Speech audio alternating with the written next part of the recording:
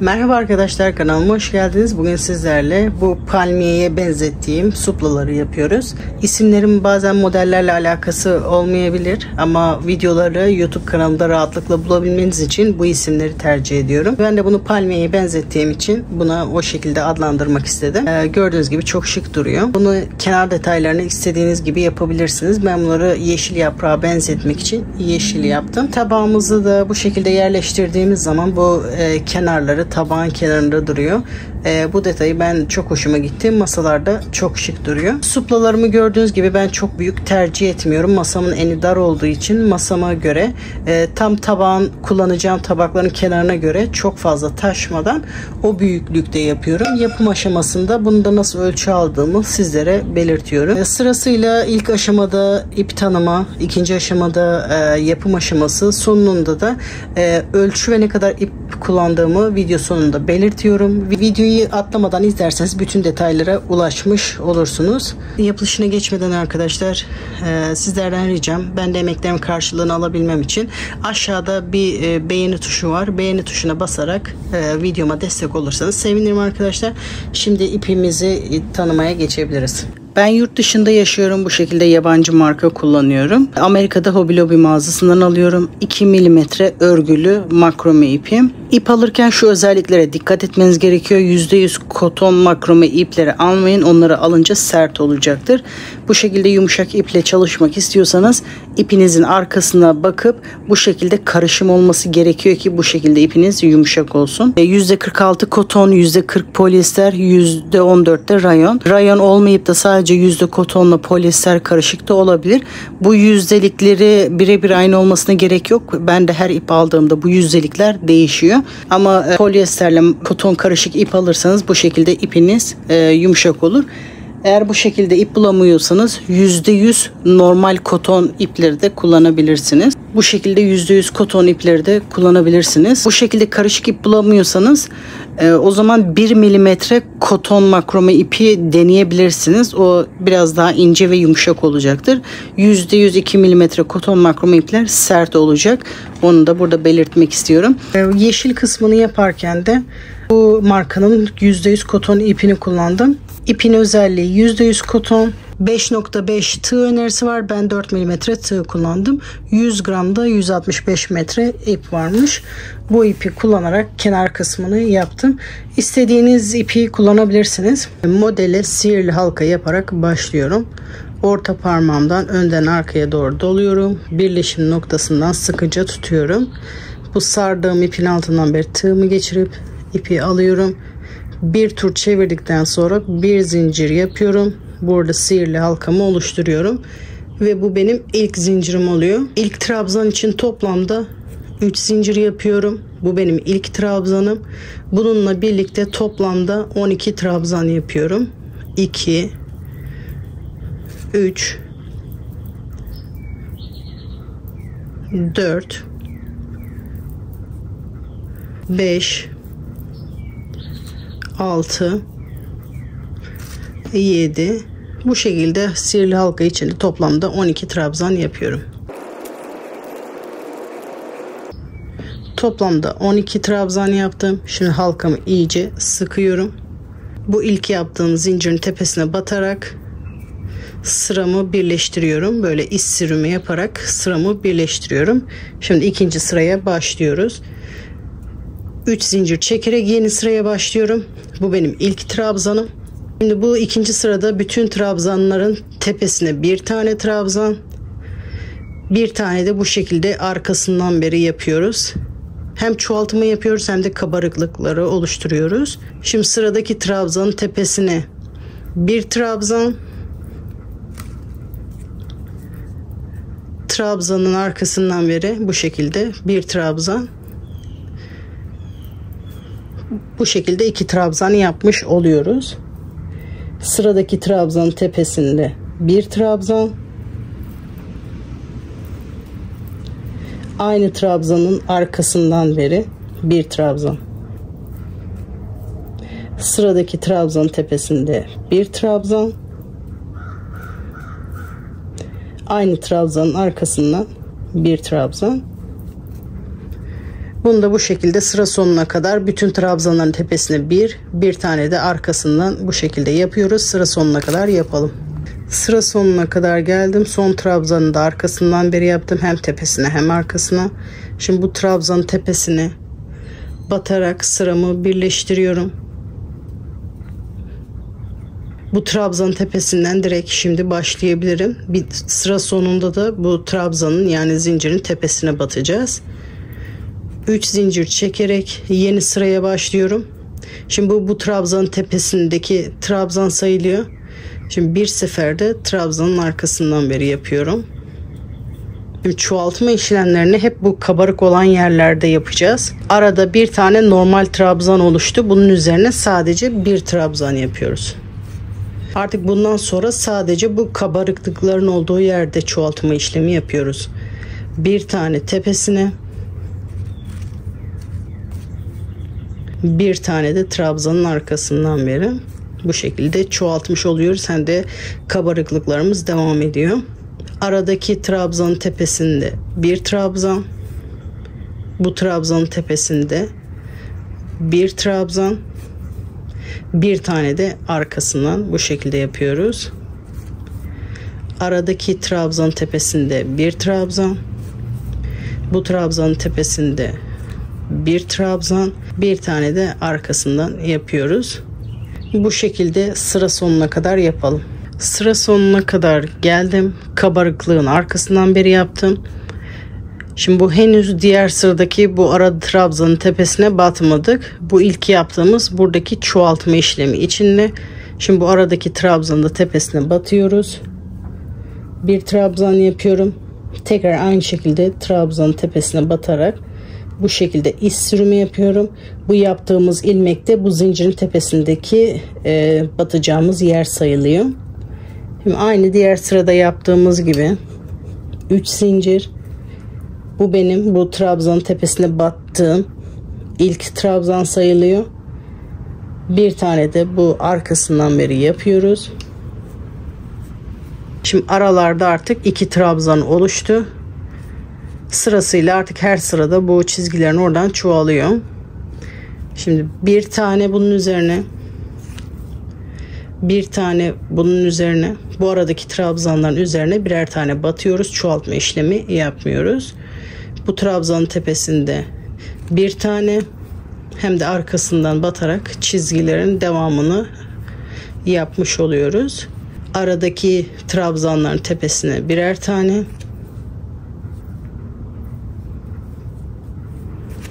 bu çizginin üzerinde bir tane, bir tane de bu şekilde arkasından beri yapıyoruz. Bu sırayı da sıra sonuna kadar tamamlayalım. Son çizginin üzerine de yaptım. Henüz bu aradaki 2 trabzana batmamıştık. Bu trabzanların tepesine de birer tane trabzan yapıyorum. 1, şimdi ikincisinin tepesine batıyorum ve 2. Tekrar bu trabzanın tepesine batarak bu şekilde iç sürümü yapıyorum. Bu şekilde kaydırma yapmamın sebebi başlangıçlar hep bu çizginin arkasında kalsın istiyorum. O zincir bölümü görünmemiş oluyor. Şimdi son bir sıra daha göstermek istiyorum. 3 zincir. Bu bunun tepesindeki trabzan. Şimdi çizginin arkasından beri bir trabzan. Bakın hep çizgilerden çoğaltınca bu aralar çoğalıyor. Şimdi 3 trabzan oldu. Hepsinin üzerinde birer tane trabzan yapıyorum.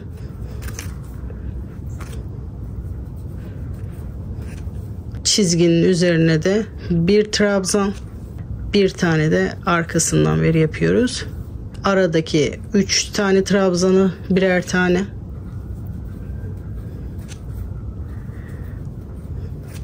Çizginin üzerinde bir trabzan, bir tane de arkasına batarak yapıyoruz. Gördüğünüz gibi bu aralar çoğalıyor bu şekilde.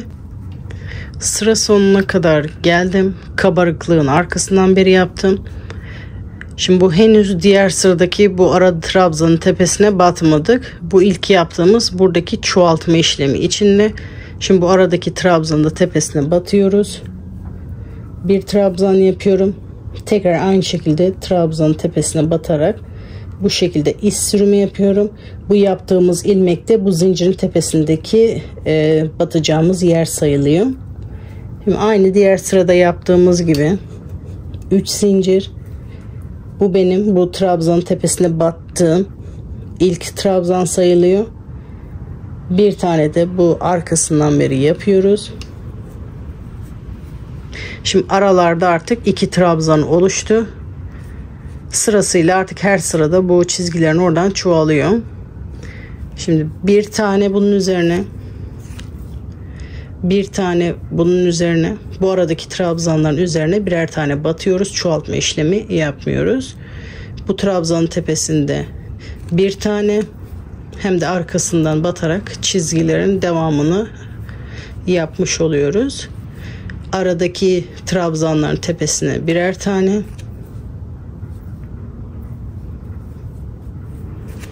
bu çizginin üzerinde bir tane, bir tane de bu şekilde arkasından beri yapıyoruz.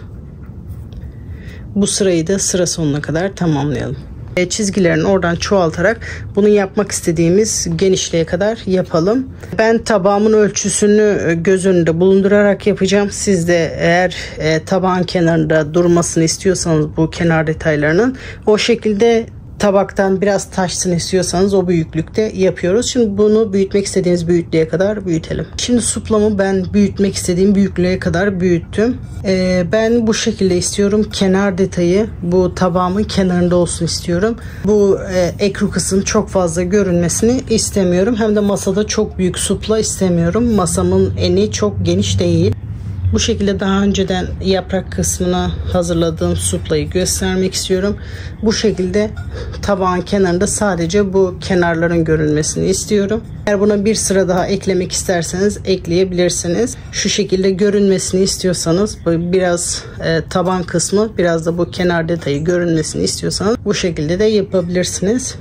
Ben kendi zevkime göre, bir de masamın genişliğini düşünerek, ben suplamın çok geniş olmasını istemiyorum. Bu şekilde benim için yeterli. Siz de tabağınızın neresinde olmasını istiyorsanız suplanızı o büyüklüğe kadar yapıyoruz. Bu kenar detayını bunda normal koton ip kullanarak yaptım. Orta kısmında kullandığınız iplerden varsa onu da kullanabilirsiniz. Benim kullandığım ipte yeşil olarak sadece bu vardı. Bunun tonu çok hoşuma gitmediği için bu koton ipteki yeşili tercih ettim. Şimdi kenar yapımına başlayabiliriz. Şimdi yaprak yapmaya başlıyoruz. Bu kısmın nereden başladığınız önemli değil ama ben ek yerleri aynı yere denk gelsin diye bittiğim yerden başlıyorum. Bir zincir çekerek başlıyorum. Şimdi yaprak yaparken hep bu ön tellerine batıyoruz. Bu şekilde öne doğru duruyor, güzel duruyor. Dilerseniz arka tarafa da yapabilirsiniz. Ön tellerine batınca daha güzel duruyor. Şimdi bu yaprakları yaparken hep bu ön tellerine batacağız. İpimi burada sabitliyorum. Şimdi ilk yaprak yapıyoruz. 10 zincir.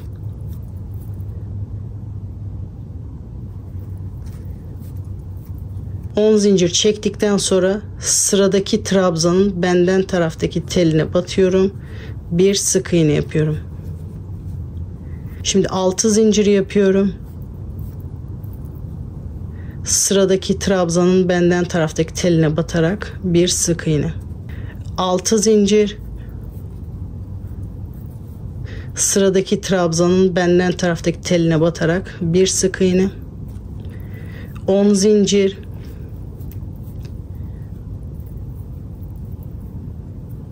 Sıradaki trabzanın benden taraftaki telinde bir sık iğne. Her trabzanın üzerine bir sefer batıyoruz. Bir sefer 10 zincir, 2 sefer 6 zincir yapıyoruz. Şimdi 6 zincir. Sıradaki trabzanın benden taraftaki telinde bir sık iğne. 6 zincir.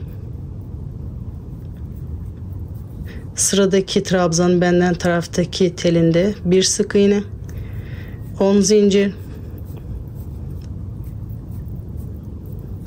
Sıradaki trabzanın benden taraftaki telinde bir sık iğne. Bu şekilde bir tane 10, 2 tane 6 zincir çekerek her trabzanın benden taraftaki teline batarak sıra sonuna kadar yapıyoruz. Şimdi sıra sonuna kadar geldim. Bir tane 10, bir tane 6 yaptım. Şimdi tekrar 6 yaptım. Başlarken yaptığım trabzanın tepesine batarak bir sık iğne yapıyorum.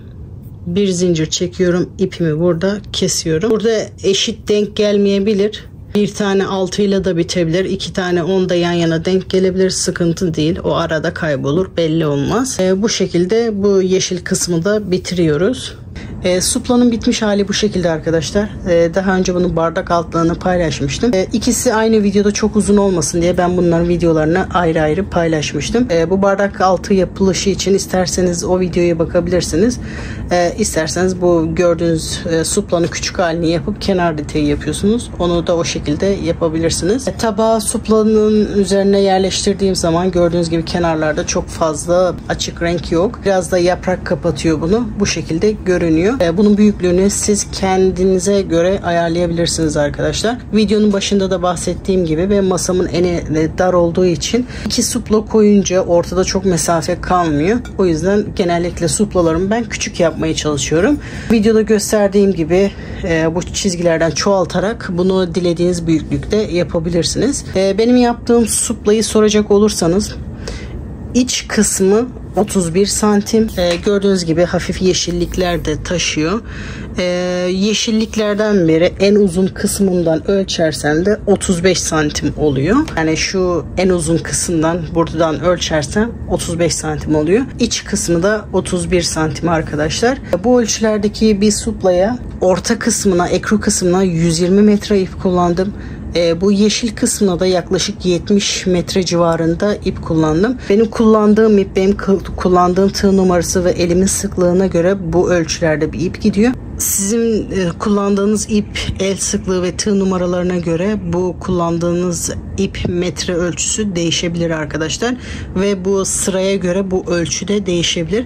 Benim yaptığım sıraya göre değil, daha önce ölçü almayı gösterdiğim şekilde ölçü alırsanız daha iyi sonuçlar alırsınız arkadaşlar. Umarım bu video sizin için faydalı olmuştur. Daha önce de bahsettiğim gibi videomun daha çok kişilere erişmesi için bir beğen atarsanız sevinirim arkadaşlar. Yapacak arkadaşlara kolay gelsin diyorum. Sıradaki videolarda görüşmek üzere.